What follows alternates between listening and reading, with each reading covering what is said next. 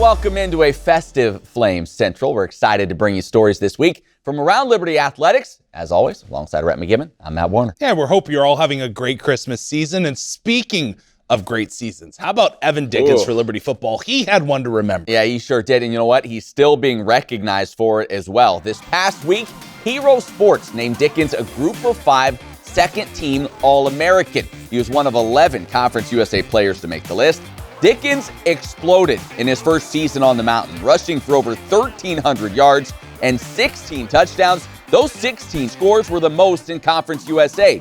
He concluded the season with 3 200-yard rushing games and the second most rush yards in program history. Now, while things can change, Dickens has announced his intention to enter the transfer portal when it does open on January 2nd. While most Flames football fans feel like they've gotten to know head coach Solmaz Chadwell during his 3 years on the mountain, you may not be familiar with the incredible story of his wife, Solmaz. It's a story of family, finding a new life, and ultimately finding a faith that guides her today. I have to say, it's really an incredible experience for us. It's a big day. We always look forward to game days. My kids love it. The atmosphere is amazing. You got this. Good luck. You know, it's been a journey getting to the point that we are now. Just being able to share and enjoy knowing where we came from to where we are today is just an amazing moment and experience for us. Through the years, Jamie and Solmaz Chadwell have been on quite the coaching journey. But the story of where Solmaz came from is every bit of miraculous, and it would begin half a world away.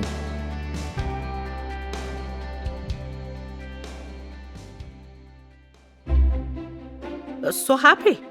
I was so happy. I'm just having the baby, and just because the first baby is always something very, very big. Even my husband, he was so happy. And when he found out I'm pregnant with Solmaz. The year was 1979, and life was good for the Zaraneh family.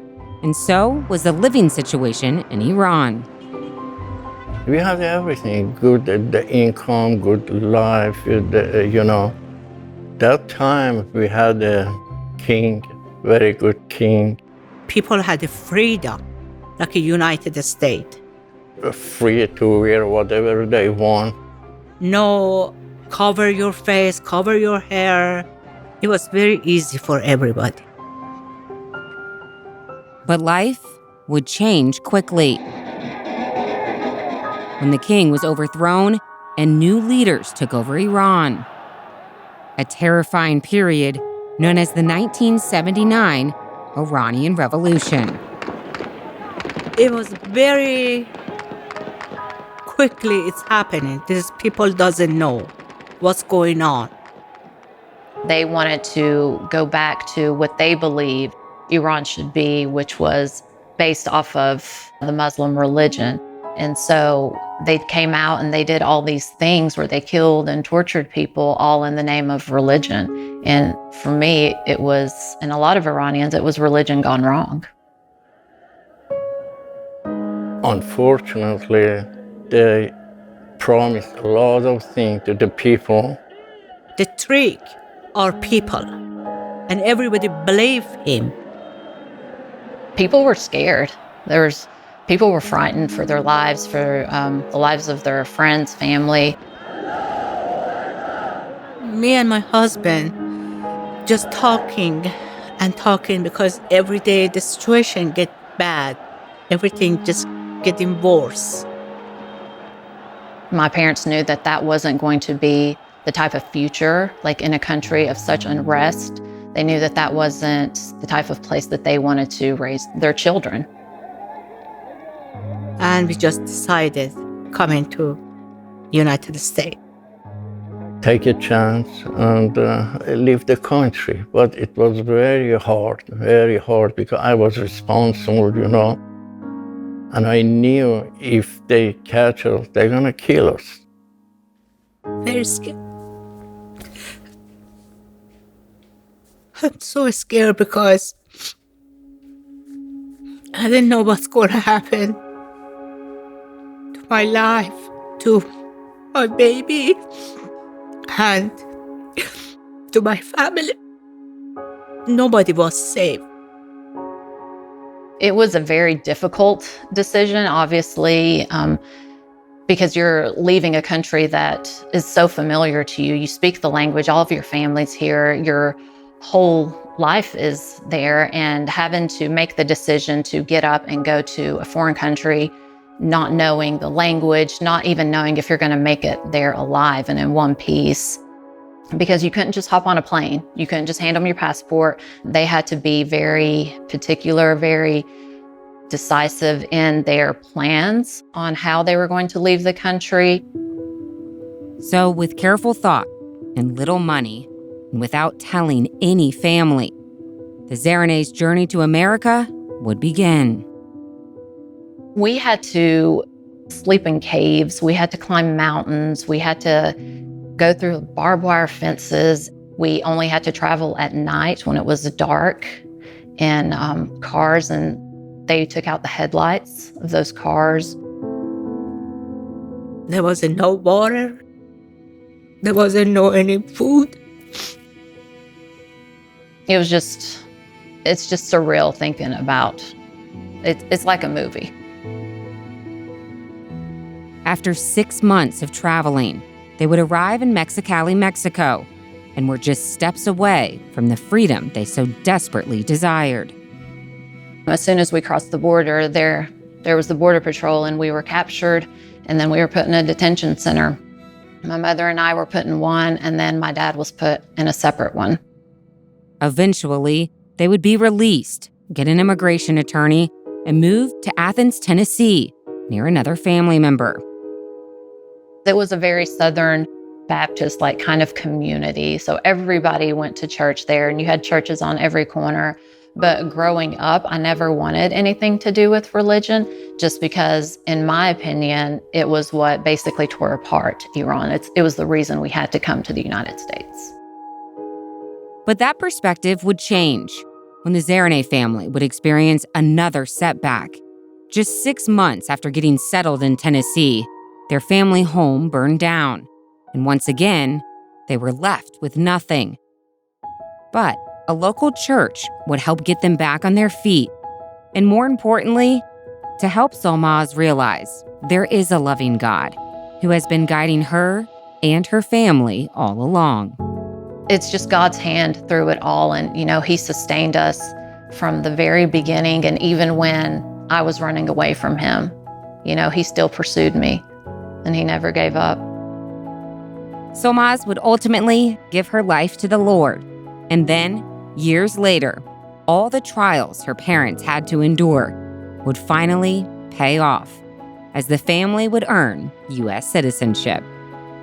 It's something that I can never thank them enough for.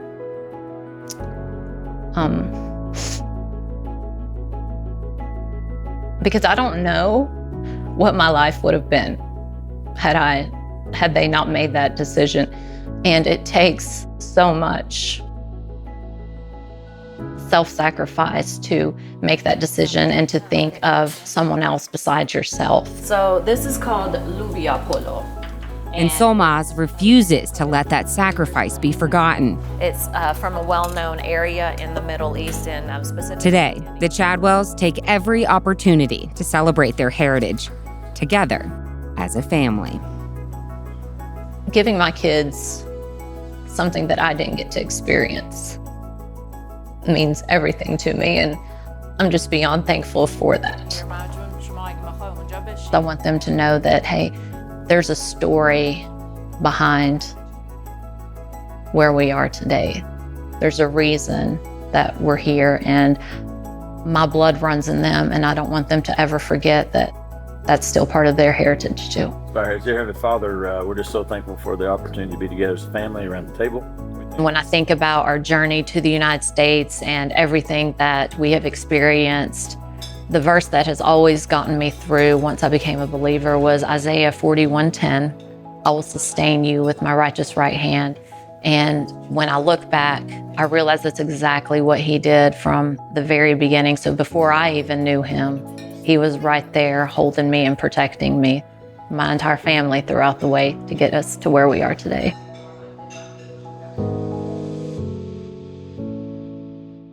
Thanks to Emily Austin for producing that incredible story. Rhett, we both have kids. Like, you imagine the guts it took for Solmaz's parents to leave their homeland, to go into the unknown. They're traveling in the cover of darkness. It was like a movie. She's just a little girl through all of that. It took a lot of guts to do what they did. So happy that they found a home here in America. Yeah, an incredible journey. And you can sense the gratitude they have for just living in the States and what the Lord has done for them. And also the fact that so many members of their family have come to know the Lord as well. Just an incredible story. So grateful that she's here with her family on the mountain as well. All right, we turn to hoops now. The Liberty men coming down the home stretch of the non-conference season. And after getting shellacked at NC State last week, right, shellacked, they return home. I love that word. They return home for what would be a get-well game against Midway.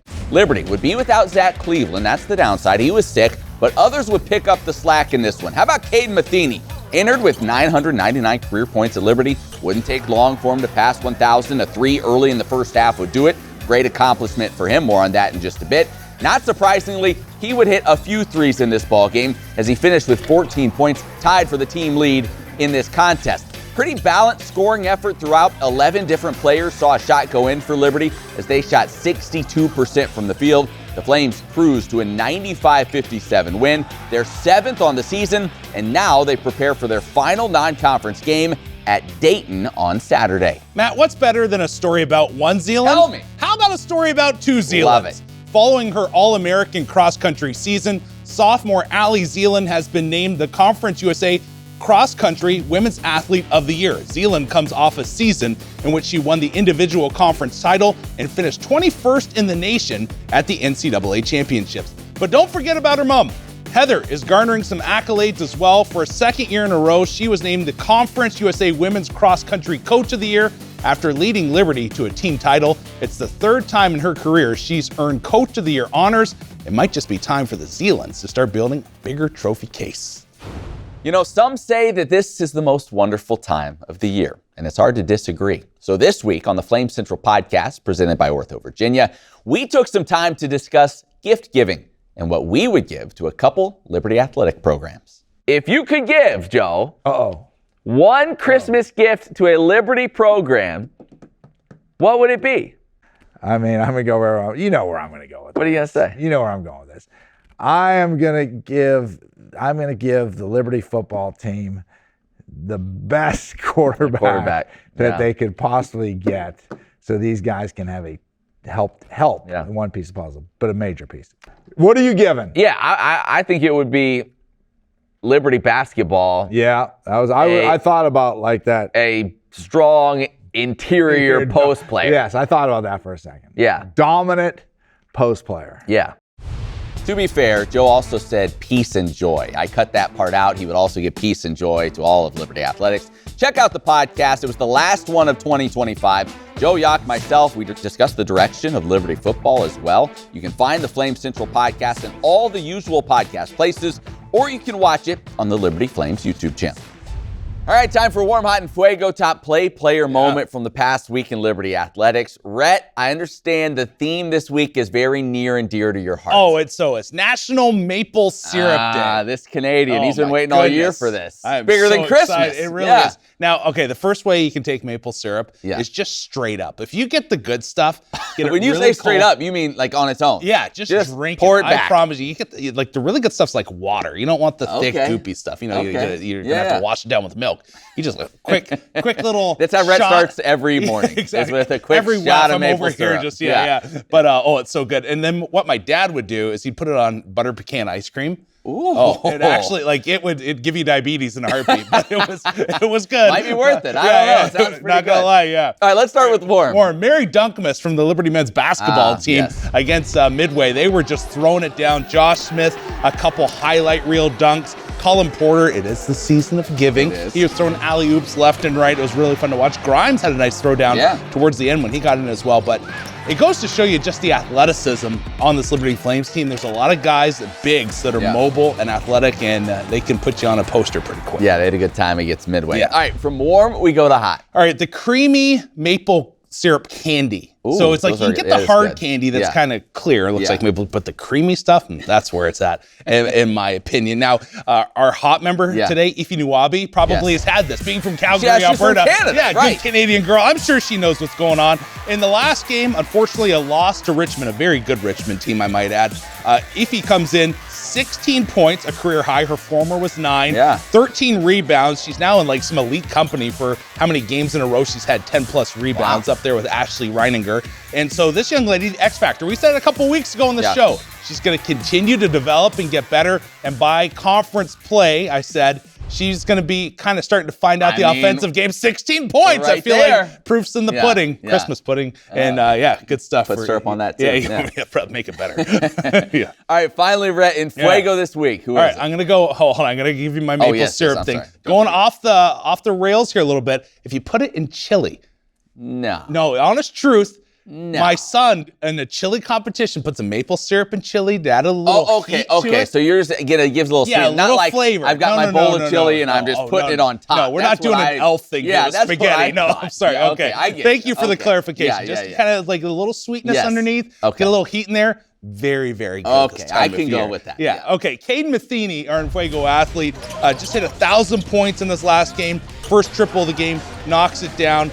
Plus 1,000, and just kind of goes to look at him. I was thinking, okay, if he spent his whole time here at Liberty throughout his career, he would be a top 10 scorer. That's crazy. Which would be really cool. I bet he did. I bet he wishes he did spend his whole career here as well. He did. It's been such a good fit. And also, Coach McKay gave him some high praise last night in the broadcast. If you saw it, said he's one of the best shooters up there with one Darius McGee. That was some early air. Exactly. So Caden Matheny, great effort by him last night, 14 points, but also just during his time here at Liberty has been terrific. Yeah, some big shots in his career. Sure. All right, lastly, speaking of guys that made big shots, we want to update you on former Flame Taelon Peter. You may remember he signed a 2-way contract with the Pacers, and recently he's been playing some games for their G League affiliate, the Noblesville Boom. And he dropped the boom, Rhett, on some folks this past weekend. On Saturday against the Windy City Bulls, he scored 17 points, 9 rebounds, 9 assists. Then on Sunday against those same Bulls, he scored 33. He made 8 3-pointers, pulled down 8 rebounds. Peter putting up some impressive G League numbers and no doubt staying on the Pacers' radar. Well, listen, we're about out of time for this week. I do want to tell you, though, next week, our special Christmas episode, Rhett will be there. We have singing of songs, of caroling. We have figgy pudding. We have everything that you need to make it feel like Christmas. We have it for you next week. Yeah, and eggnog. Always have eggnog on the show. Have to have the nog. Hey, don't forget as well, we mentioned earlier, Flame Central Podcast. It was our last episode this past week. We'll be back January 5th, but you can always go watch old episodes, so feel free to do that. Yeah, make sure you check it out on the Liberty Flame Central website and catch any stories that you might have missed. Absolutely. He's Rhett. I'm Matt. Thank you so much for watching. We'll see you right back here next week.